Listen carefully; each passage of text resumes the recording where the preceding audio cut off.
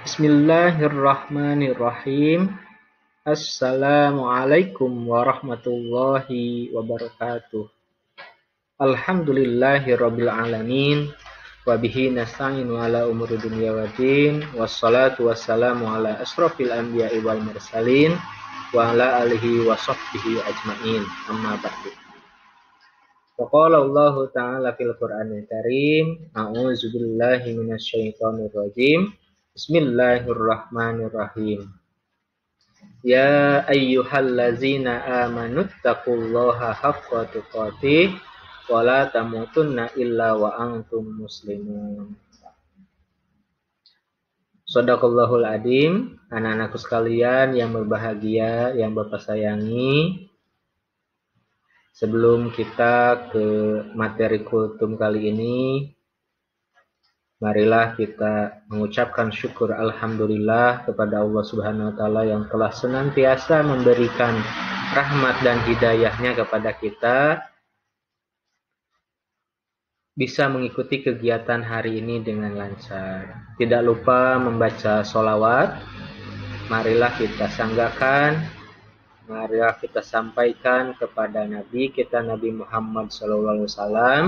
Semoga kita termasuk umatnya dan senantiasa kita mendapatkan syafaatnya nanti di akhirat kelak.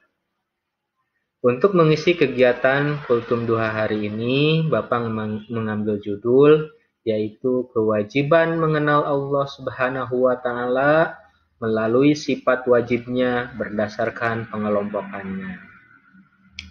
Kita mengetahui bahwa sifat wajib bagi Allah itu ada 20. 1 wujud, 2 qidam, 3 baqo, 4 mukhalafatul hawadisi, 5 qiyamuhu binafsihi, 6 wahdaniyah, 7 qudrat, 8 iradat, 9 ilmu, 10 hayat, 11 sama, 12 basyar, 13 kalam, 14 qadiron, 15 muridan, 16 aliman, 16 hayan, 17 samian, 18 basiron, 20 mutakaliman. Ya, itu adalah sifat wajib bagi Allah. Nah, yang akan kita pelajari hari ini adalah pengelompokan dari 20 sifat wajib tersebut. Yang pertama, untuk 20 sifat wajib tersebut terbagi atas 4 kelompok. Yang pertama adalah termasuk sifat nafsiyah. Sifat nafsiyah ini adalah sifat yang berhubungan dengan zat Allah. Sifat nafsiyah ini ada satu, yaitu sifat wujud. Bahwa Allah itu ada dan mustahil tidak ada. Begitu. Sifat wujud ini menunjukkan bahwa Allah itu ada lebih dekat daripada apapun dengan makhluknya. Bahkan kalau dalam suatu hadis dijelaskan bahwa Allah itu lebih dekat daripada urat tenggorokan kita. Gitu. Yang kedua, itu adalah sifat salabiyah. Sifat salabiyah ini yaitu sifat yang meniadakan adanya sifat sebaliknya, yakni sifat-sifat yang tidak sesuai atau sifat yang tidak layak dengan kesempurnaan zat Allah. Sifat salabiyah ini itu ada 5, yaitu 1 qidam, 2 baqo, 3 mukhalafatul hawadisi, 5 qiyamuhu binafsihi, 6 wahdaniyah. Qidam artinya terdahulu, baqo artinya kekal, mukhalafatul hawadisi artinya berbeda dengan makhluknya, qiyamuhu binafsihi artinya berdiri sendiri, wahdaniyah itu esa. Yang ketiga, itu adalah sifat ma'ani. Sifat ma'ani ini adalah sifat-sifat yang abstrak yang wajib ada pada Allah, yang termasuk sifat ma'ani ada 7, yaitu sifat kudrot, sifat irodat, sifat ilmu, sifat hayat, sifat sama, sifat basyar, dan sifat kalam. Sifat kudrot memiliki arti berkuasa. Allah menguasai alam semesta. Itu adalah menunjukkan bahwa Allah bersifat kudrot. Yang kedua, irodat. Artinya berkehendak, bahwa Allah memiliki kehendak atas makhluknya. Yang ketiga, yaitu sifat ilmu. Allah itu maha mengetahui. Nah, dimanapun, kapanpun, sedang apapun, maka kita akan senantiasa diketahui oleh Allah. Yang selanjutnya itu adalah sifat hayat. Sifat hayat ini adalah artinya maha hidup, bahwa Allah itu maha hidup dan maha menghidupkan.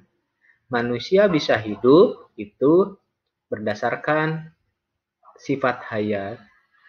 Namun berbeda sifat hayatnya Allah dengan sifat hayatnya manusia. Manusia itu atau makhluk hidupnya karena diberi roh oleh Allah Subhanahu wa taala. Yang selanjutnya adalah sifat sama. Sifat sama ini adalah maha mendengar, bahwa Allah mendengar segala ucapan yang kita lakukan, walaupun ucapan kita tidak bersuara, begitu. Dan bahkan ketika kita hanya berbicara dalam hati pun akan didengar oleh Allah Subhanahu wa taala. Yang selanjutnya adalah sifat basor. Artinya maha melihat. Allah itu maha melihat dengan sifat basornya.